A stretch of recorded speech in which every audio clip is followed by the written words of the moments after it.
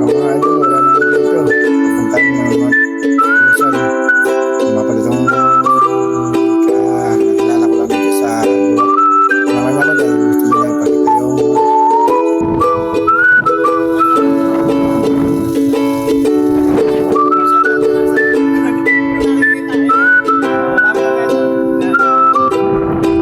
A few moments later.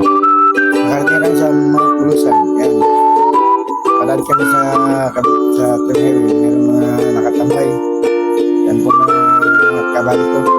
Hindi ko lang nila para sa akin. Lusan.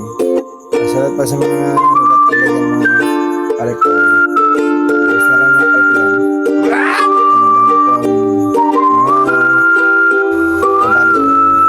Habang naglalakad kami, meron kami yung nakita ulit.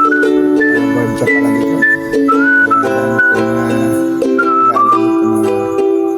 Bird shop, ano?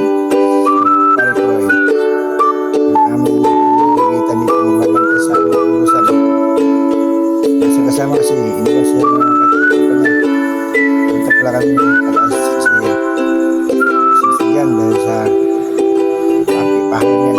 Ano mga nagkatanggap ng kita namin. Yung katamali. Yan, pupulong. Ano kaya ginagawa nila dyan? What? Ang Bro, what are you nabangan talking talaga about, na, man? nabangan kami pag tanongin mo. Sila nagtatambay guys. Ngayon, tara. Naman kami ulit. Ayan o.